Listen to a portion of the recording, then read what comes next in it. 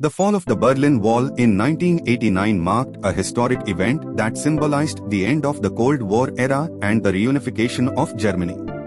The Berlin Wall had divided the city of Berlin into two separate entities since its construction in 1961. It was not merely a physical barrier, but a powerful symbol of the ideological divide between East and West, representing the Iron Curtain that separated communist Eastern Europe from the democratic Western world.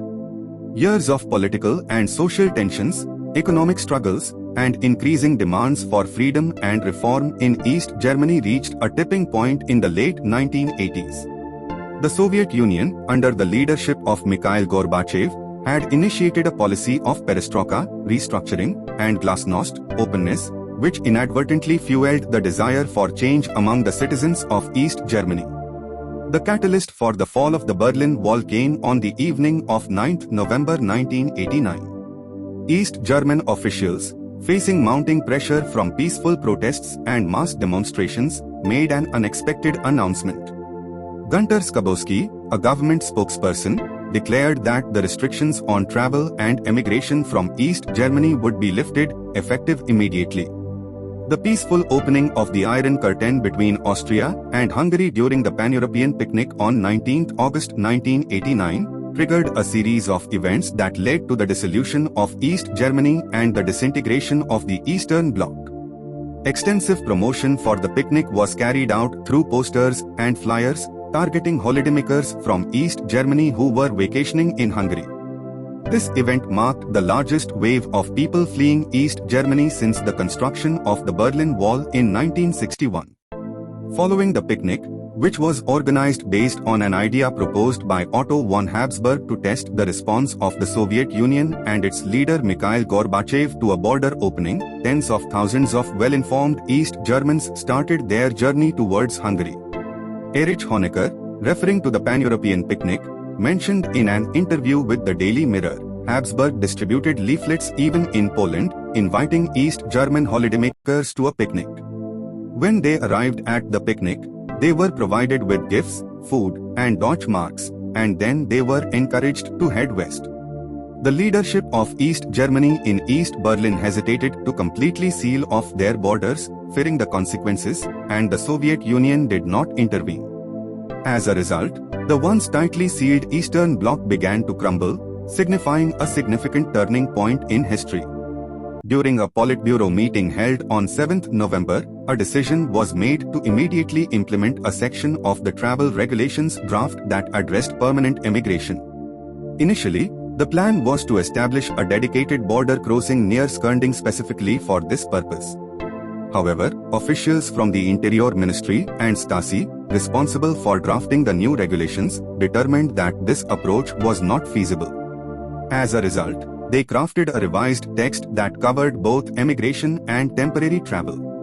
The revised regulations stated that East German citizens could apply for permission to travel abroad without having to fulfill the previous stringent requirements.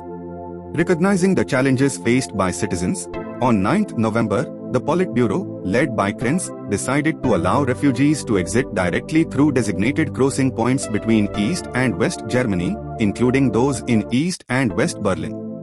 Later that same day, the proposal was further modified by the ministerial administration to include provisions for private, round-trip travel. The newly revised regulations were scheduled to come into effect the following day.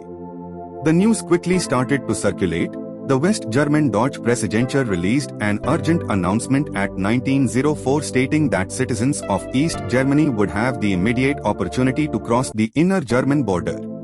The news spread rapidly, and thousands of East Germans flocked to the border crossings, demanding passage to West Berlin. Overwhelmed by the sheer number of people, the border guards, caught off guard by the sudden announcement, had no clear instructions on how to handle the situation.